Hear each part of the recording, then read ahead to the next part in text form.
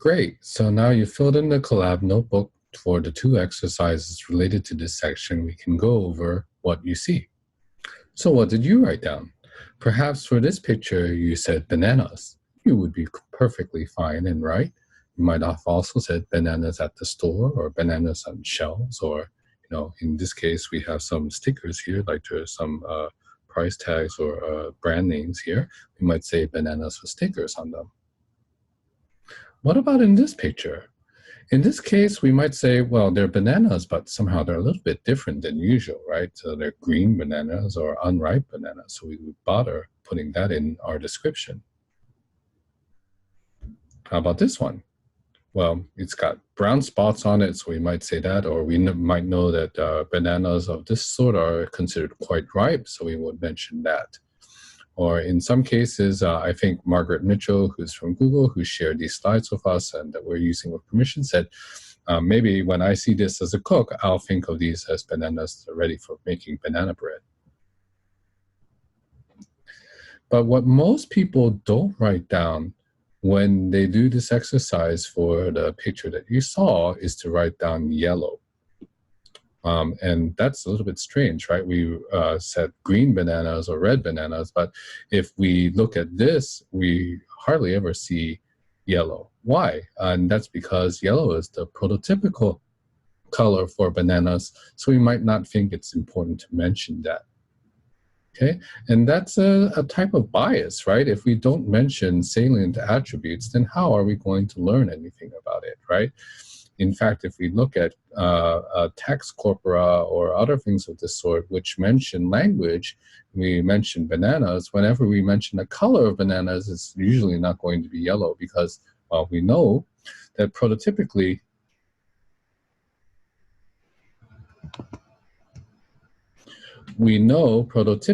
that bananas are yellow, so why bother mentioning that? In fact, we might find many different colors, like green bananas and red bananas mentioned, along with yellow bananas occasionally, and we might get the impression that bananas come in all different types of colors, and that the distribution of colors for bananas is quite uniform, when in fact, the ones that we see in the supermarket, for the most part, are yellow.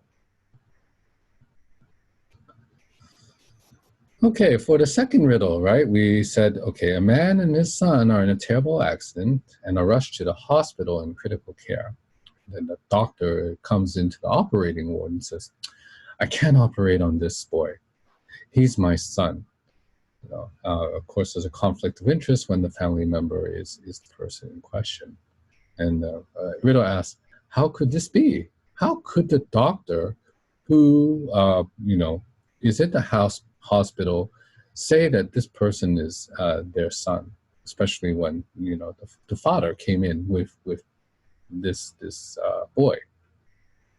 And of course, if you give it enough thought, it's easy to figure out the solution. The solution is, of course, the doctor is female, but in fact, many people, not just men, but even women, as well as stated feminists, get this wrong. They forget that it's actually quite likely, or a knowledge possibility, that the doctor is female, right?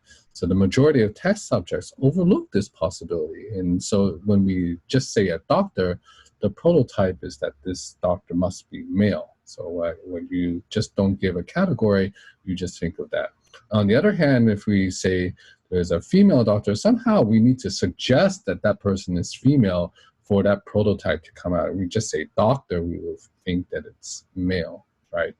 And in fact, there have been some studies in natural language processing where we are trying to induce embeddings, which we had briefly talked about in the notebook when we went over deep learning, that natural language embeddings, even when you say female doctor in English, you translate that into another language.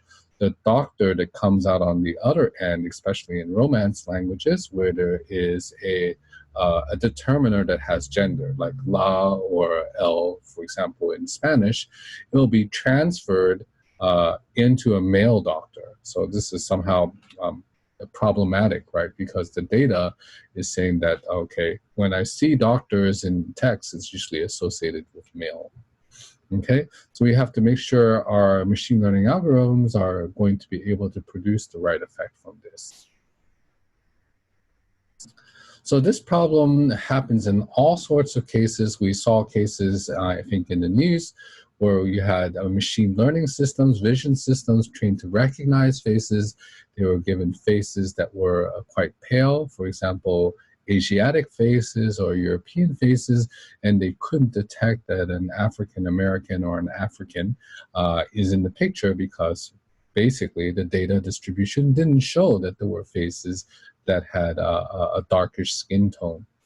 Okay, and this is also prevalent when we think about natural language processing. So here, we might say, oh, we've got all this abundance of text on the web, right? So why don't we learn something from the data that we have? In fact, again, we turn to embeddings. They're something that we engineer in natural language processing from this. But actually, this is really problematic if you think about it, because if you look at news, which is the one very large source of information of textual origin on the web, most of the times when we look at the frequency of certain verbs, let's say actions in the corpus, we would think that we actually do a lot of things like speaking, laughing, murdering people, and much less the case that we might blink or exhale. Even though these types of things are very, very common occurrences, they're not newsworthy, right? We wouldn't even mention that somebody blinked unless it was sort of important. So in this sense, we have a big problem that the actual distribution of things that happen in the real world may not be represented by the data, especially things that we specifically engineer in journalism or other things to be sensationalistic, right? So again, if aliens studied us, we would say, well, this civilization is pretty bad. They speak and they laugh a lot, but they also kill each other with a lot of frequency. They do more killing than breathing in, for example. So we can think about the whole cycle of what we do in machine learning, right? We typically, as we said at the first lecture, we need data. So we have to collect data and perhaps annotate it if we're thinking about getting supervision. So we need to get a Y value here. We train the model, right? Then we use that model in some downstream procedure, like we mentioned earlier. Sometimes these are used in recommendation systems, either explicitly or explicitly. So for example, many times this type of system will be used to generate a news feed or recommend what types of videos that somebody might be interested in watching, right? And then the people actually see the output of this, right? They look at this later and they take actions on it. So the important thing here to note is that actually bias creeps in every part of this, right? So we get training data. If we're not careful, we could bias the samples that we get. If we're not careful about how to handle bias and overfitting, a different type of bias, it happens in the model training. So we might be marginalizing certain populations. When we use that model downstream, it could be biased in the way it's processed and affixed. So for example, when we recommend systems, although we might be optimizing area under the curve, the recommendation system only gets to output, let's say, 3 results of suggested videos, or maybe only 10 results to show for a web search result. So even if you're optimizing over the whole curve, actually not much of it matters, just the top positions, right? And that people see the output, they may be biased in certain ways to only look at certain data, and then that further reinforces the bias that when we collect data from computerized sources or from experiential trails like click streams, then that data is going to be reinforced. So this loop is closed, and we have to make sure that we can mitigate or deter the problem of bias all the way through. So this is the problem at the end, right, where we saw that people see the output. This bias data that creates the process becomes the new training data. We talked about predictive policing, okay, to remind you again. Some US precincts in certain crime-ridden areas wanted to use a machine learning system to predict when and where crimes were likely to be committed, and then field police officers there So what they did this, they collected training data from historical examples, they trained the model, that model was used and aggregated. The police departments took actions on that. And what happened? They created more bias data, right? Because if you send police officers to a poor area, just by the fact that there are more officers there means there's going to be more arrests in general. And so from that data, the machine learning system is going to say, well, hey, it's actually the case that I see even more examples of people needing to be incarcerated, needing to be prosecuted in these poor areas, and this creates a vicious cycle. So we've illustrated these problems with bias, and it happens in several different areas. So I encourage you, if you have some time outside of this course, is to take the course from Google on fairness, okay? And we'll just cover a couple different things that we've mentioned here. There are reporting bias, like in the news or in other places, we tend to report information that's sensational. And that has, of course, a ramification if we're going to then learn from these reports. Automation bias, we might prefer to use machine learning in cases where it's very easy to use and incorporate that. So domains where things are already digital may get further digitalized, but actually where we actually need to field machine learning is in the places where there is no digital infrastructure for doing it. So you can think about farming or other places where you don't have a digital device and trying to build analysis systems for dealing with that. Okay. Selection bias, again, we might decide certain groups are more favored than others in some type of implicit process and not explicitly think that that's the case, but we're not careful, that can come into about.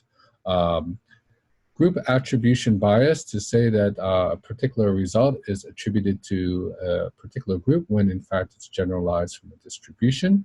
And implicit bias, right? Bias that comes from not stating some parts of the fact, that was in the case of bananas, right? Saying that they're not explicitly yellow, and then not factoring that missing information into account when we are building models. Okay, so to test our understanding, let's go through this last part, the last example, about a model that's developed as a healthcare test, okay? So this is a model predicted for the presence of tumors that's evaluated over some validation set. Let's say we have a fairly sizable validation set of 1,000 records. So our question is very simple. Anything wrong with using this particular model for the diagnosis of both male and female patients? Now let's take a look at this model in a bit more detail. You can see here there are actually very few true positive examples, which means there's actually not that large number of tumors, okay? And that we incorrectly predicted 4 people to have tumors when they didn't, and we incorrectly predicted that there were no tumors when there were actually tumors. Somebody who needed to be diagnosed as a true positive was incorrectly given it. Okay, but the bulk of the people who went through this model were in fact correctly called as not having a tumor. Okay, so when we do our normal computation for our loss functions and think about a metric, we might think about precision, how accurate is our model, and recall how many of the things that we called actually having tumors were actually cases where they actually had tumors, right? So these are the 2 metrics that we have. So pause the video for a second if you'd like and think about whether there's anything wrong with this before you go to the next slide.